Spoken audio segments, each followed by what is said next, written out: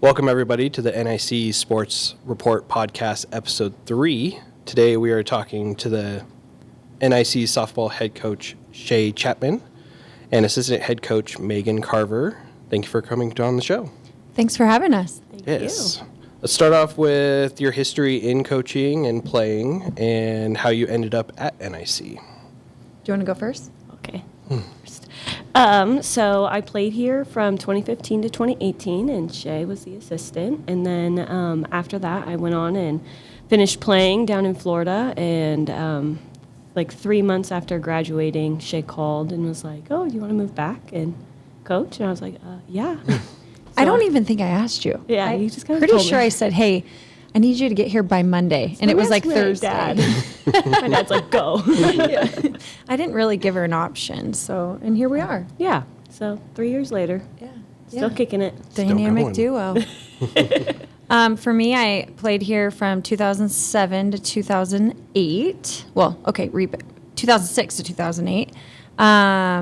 Went on and finished in New York City. Had great time. As soon as I graduated from there, I came back and was the assistant for 7 years under Don Williams, who coached Megan as well. Amazing mentor, friend, coach. And then she had an amazing opportunity to take a Division I coaching job at Southern Utah. And I had actually taken the year off because I had babies back to back. And so I had hung the cleats and called it a coaching career, and then she took that gig, and then NIC reached out and was like, "Can you come back?" And I was like, "Yeah, I'm back. Here we are." So I had about a 9-month break, and then came back, and COVID hit. So that was my first season was COVID. So I got 11 games. So that was kind of crazy. So really my first season was 2021.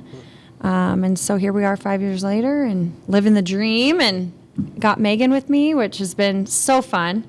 And I truly feel like the old coach on campus because I have almost coached. Well, I coached Kelsey Parson. I coached Megan.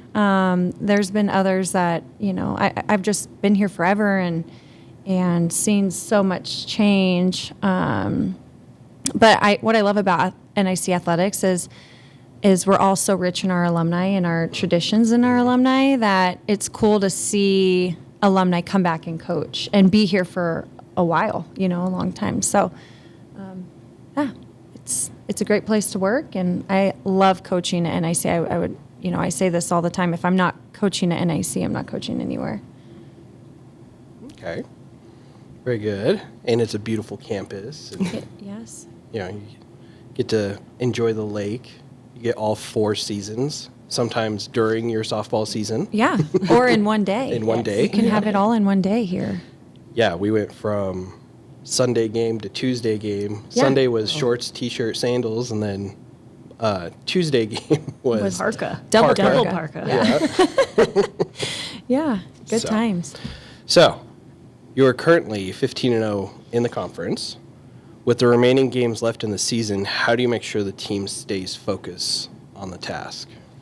I don't think our team has an issue with focus. They're pretty goal-driven, and they have a vision, and we set goals in the beginning of the year, and they are exceeding every single goal that they've set, which is phenomenal and awesome to watch. So focus, I don't think, is an issue for us. It's going to be just getting better every single time we step on the field. And so we don't want to be playing our best softball right now. We definitely want to be playing our best softball the 3rd week of May. And so far, every time we get on the field, we just get 1% better. And so we talk a lot about staying focused on process and not worrying about outcomes. And truly, I don't even know that they know that they're on a 17-game win streak.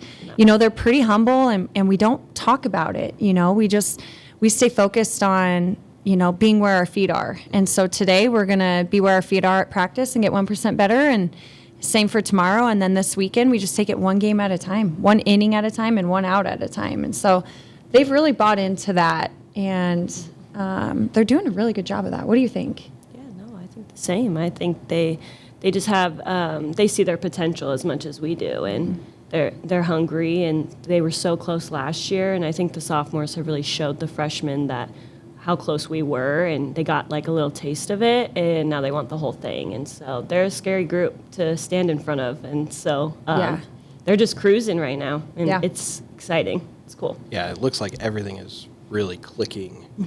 Are there any areas that you'd like to see improvement on before heading to the postseason?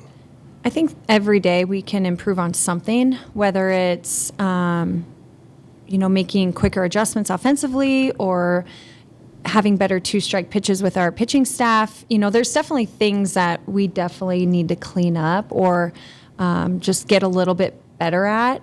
But for the most part, we're really solid. And so it's just about getting the reps in and continuing to just push and stay focused on what our why is. Why do we grind every single day? Why do we get up 3 days a week at 6 a.m.?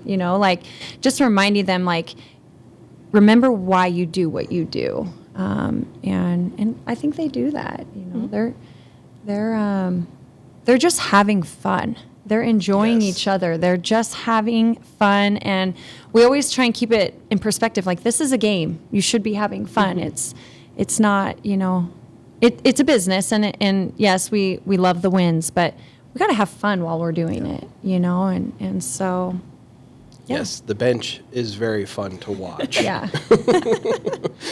Either when you're hitting or fielding. Yeah. They're always rambunctious.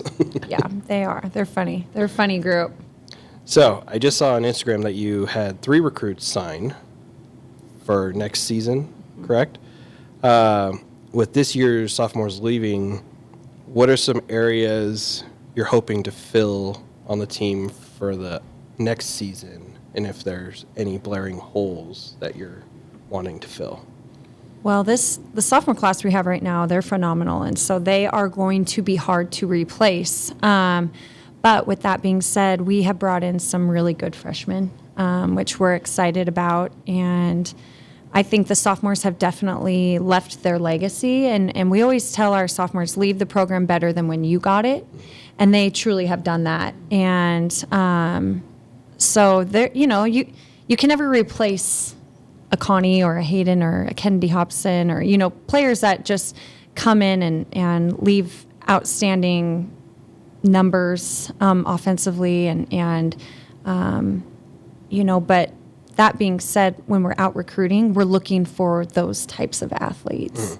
But there's only one Kennedy Hobson. There's only one Connie, and so, but every year you just find those kids that are good kids who are coachable and maybe a little bit raw, and you coach them up. Every day, Megan and I, we leave the office and we're like, all right, let's go lead and inspire today. That's what we do. And so I truly believe the freshmen that we have coming in will kind of pick up where we left off. And but you can't replace any of them. You just got to go out and be great at recruiting and then coach them. Mm-hmm. So with both of you playing here previously, and now coaching, what are some of the benefits of coming to a 2-year school like NIC? Oh God, the cost. Yeah. The cost for sure. That was definitely a big help. But athletically, I think that when I got here, I was 100 pounds. I was so tiny, and I was looking at all these girls that were older than me, and I was like, oh my God, how did I get here? I definitely, needed, if I felt that way here, I couldn't imagine how I would have felt anywhere else. So being here was definitely a growing time and experience. I got to play a lot, which was nice.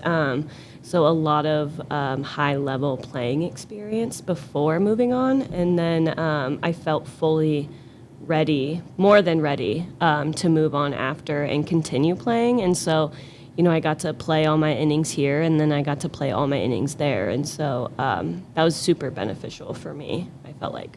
Yeah, and I remember watching Megan when I was recruiting her. We were in Denver, Colorado. And I just happened to like drive by this like random field in the middle of Denver. Like, I think I was lost actually. Definitely shouldn't have been there. Yeah. And I roll up to this field and I'm like, you know what? We're going to give this a go. And I remember seeing Megan with her bright hair and I think you were wearing like an orange jersey. And I was like, who's that girl? And I watched her and I was like, I like her. Yeah, I like her. She could do it. And then seeing as her coach, her come in, this just, I don't think she'd ever like lifted a dumbbell or never. anything, you know? Never. And so seeing her growth from when she got here to where she left, like that's what's cool about the 2-year. You get so much better like so quickly. And I can also relate to that.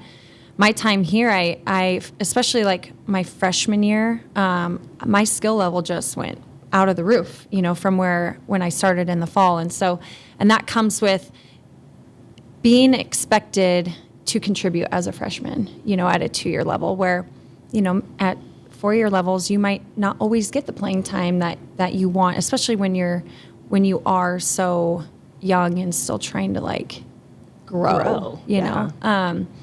So I think that's a big thing for why I think 2 years is so great, because you're expected to come in and you got to figure it out quick. There is no time to like wait to figure it out. Like you're just thrown right into the wolves and it's like, hey, here we go. Figure it out, And I think that when we send our kids on, or when I moved on, or when Megan moved on, I was ready. I was like more than prepared. I feel like when I got to my 4-year, I was more prepared than the girls that had been at that 4-year. Yeah, I was like, this is it? Yeah. I'm like, this is too easy. We need to make this a little harder, right? Yeah. So I know the question's not on here.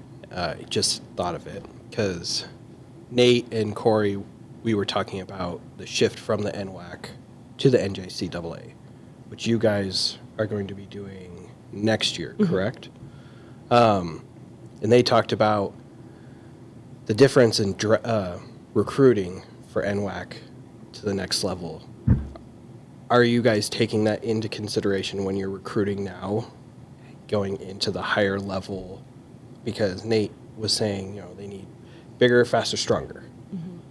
And is in softball, how is the difference between the two conferences?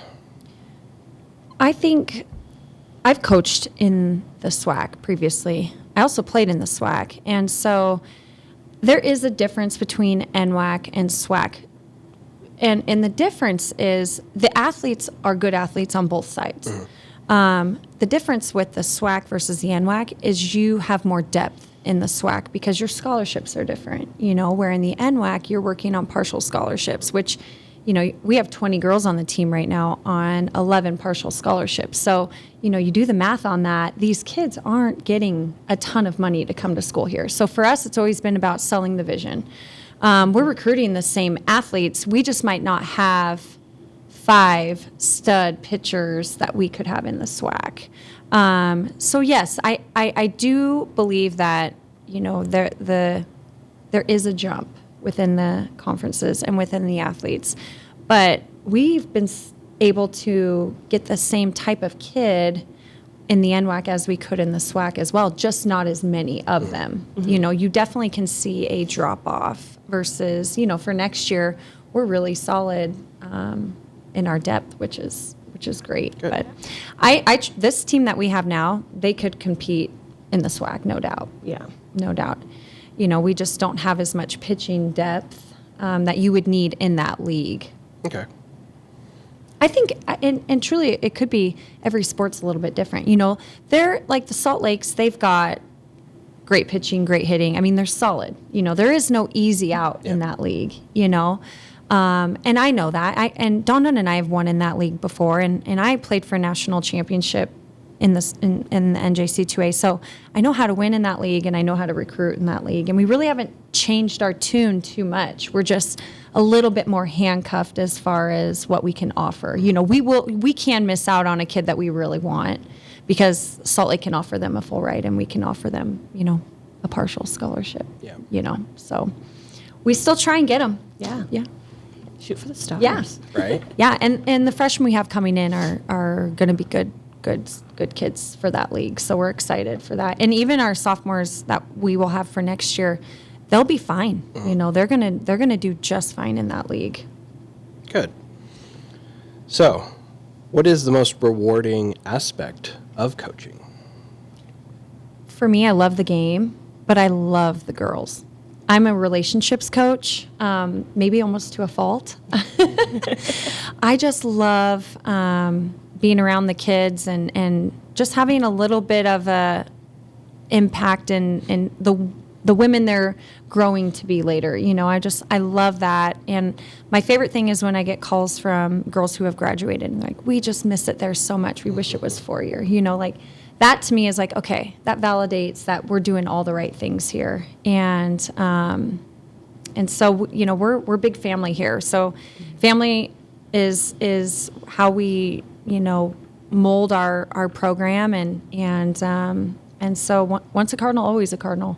But the relationships for me is so rewarding. The wins are fun, and I love winning. And I'll be the first to tell you I'm the sorest loser there is. But at the end of the day, if I have a good relationship with my team and they respect me and they respect our program and they bought in, you know, that's what's most important.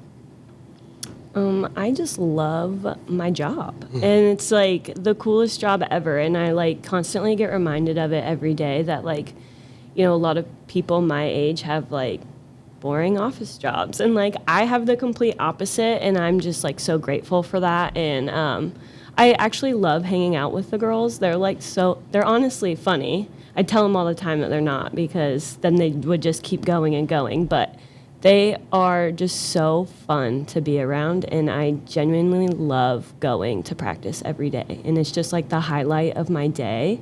And so it's just like every day I'm reminded that like this is why I love my job. Like this is why I love coaching, is because I get to have this amazing experience with all of these girls who make me laugh all day. Yeah. And with Shay. Yeah. She's fun too. I'm like, Megan, can you believe we're getting paid to do this? Right now? Like, this is awesome. This is crazy. You know, and for me, I had such a good experience in college, you know, especially here. I loved my time, and I got so much out of my college coach here. My high school coach was amazing, and so they gave me so much. And so for me, it's like I want to give to my girls what I was given as an athlete, because I was so fortunate. I had, you know, I was blessed at all three schools, but you know, high school, NIC, and Adelphi, I want to give that to my girls, you know, because I was so fortunate in my experience. Yeah, Shay and Don really, I just had like a great experience here as well. And so it's really cool to kind of try and help have the girls experience what I got to do, because I knew like the moment I stepped on campus here that this, like Coeur d'Alene was going to be my forever place. And I just hope that other people get that feeling too. So, could you share a funny or memorable moment you've had during a game or during your career at NIC? Well, last year right before a pitching practice, we were in the facility, and there was like a flat soccer ball in there, and I was just like messing around and kicking it. And I was just like booting it around, not a care in the world. And here's our number one pitcher, Kennedy Hobson, just casually walking by, and I just booted it, and it went straight and hit her right in the side of the face. And I honestly like thought I could have gotten fired that day. I was like, oh my God, are you okay? Are you concussed? It was right in the middle of season. I was like, oh, this could either be the funniest thing I've ever seen or really, really bad. And so I went over, and thank God she was crying from laughing so hard. And yeah, so. But just knowing like her personality, like she probably had it coming a little bit. Oh yeah, she definitely deserved it. Like it was definitely built up for a while, and I feel like my leg like went that way on purpose sometimes. Yeah. But just the ball curved perfectly right there. You know, love her to death, but she sometimes it's good for her to, you know, maybe take a ball to the head every once in a while. Humble her a bit. She's so funny. So, looking at the numbers, which this is the first time I get to look at numbers because I've been interviewing coaches that are out of season. So in the conference, you have a .447 batting average and a .527 on-base percentage. How do you keep those stats going for the remainder of the season? And then how much practice do you focus on hitting in general? Well, we tell our girls, don't look at your stats. Yes. That, Number one rule. we and So truly if they're watching this, skip don't that look at your part. stats. Yeah, Skip that stats. part. Yeah, where's that button? Listen, these guys offensively are lethal. I every single time, someone gets up, I'm like, oh, they're about to mash. Yeah. So we don't focus on our batting averages or anything like that. What we focus on is one pitch at a time. Mm-hmm. Like, let's attack a good pitch, put a good swing on it, like hit the ball hard. We just want to hit the ball hard, put it in place somewhere really hard. And they do that, which is really fun. But hitting is important. We hit every single day. And it's not always skills and drills type stuff. It's just reps. And they're just great hitters. Not that we don't coach hitting, we do, and we know how to hit. She was a great hitter. But really it's just about focusing on one pitch at a time, attacking your pitch, not attacking what, their pitch, the pitcher's pitch. We want to look for what we hit well, and we attack early in the count. And we just focus on being be a hard out, be an offensive hitter, not a defensive hitter.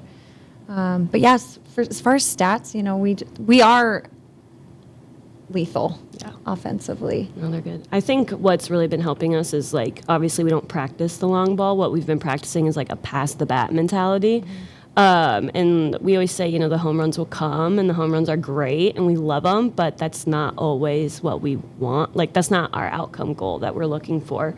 We're looking for hard line drives, hitting the ball hard and down. And a lot lately we've been doing get on, get over, get ins in practice. Yeah. And it's just really breaking down the game. And when it comes to the point in season where we need to start using our small ball, we've been practicing it the whole time. We just haven't really needed to use it yet. It's there though. We have it's it. there, I promise. Yeah. But so I think that get on, get over, get in mentality has really helped us, and just, they're great hitters. So Yeah. they make our job really easy. Yeah, they do.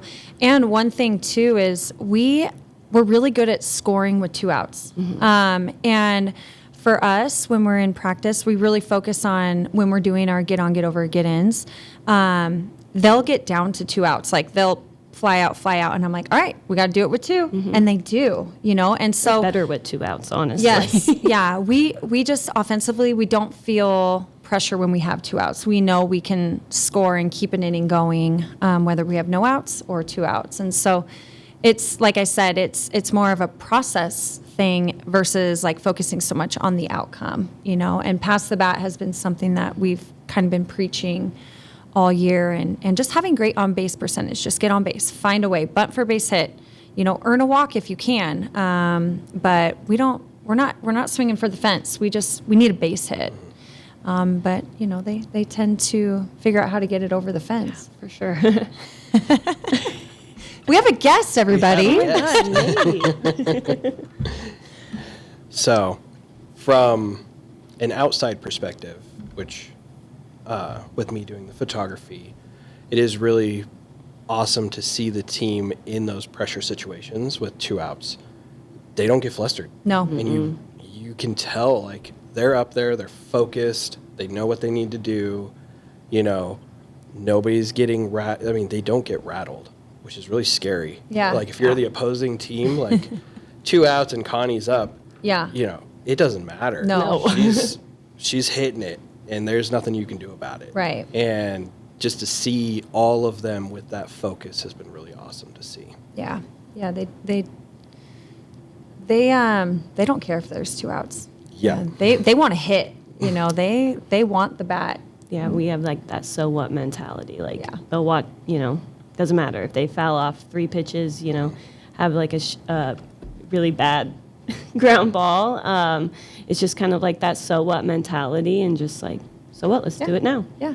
Umpire calls a really bad strike on you. Yeah, So so what? what? You get 3 pitches. That's why you get 3. Yeah. I think that's why also they're kind of so relaxed, that whole entire time. It's just like that. So what?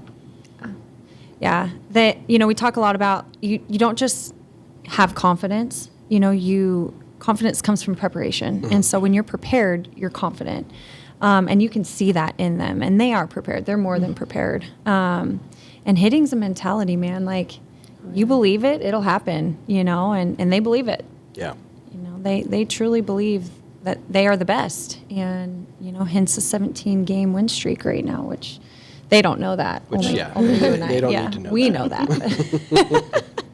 All right. Well, thank you two for coming on the show Thanks, and Kyle. talking with us and giving us some backstory. Yeah. And Well, thank you for all that you do. Yes, Yes, the yes. team greatly appreciates everything that you guys do for us. So thank you. You guys go above and beyond, and we're so grateful to have you guys. Like, you have no idea. So very fortunate, very fortunate. So thank you. Thank you for this. Thank you for all the pictures and the memories and everything you've done throughout the years. So it's like you guys said, you can't believe you're actually doing it as Yeah. a job. yeah. Yeah. Grace and I have fun every single time. So, Good. all right. Well, thank you. Thanks, Thanks, Kyle. Kyle.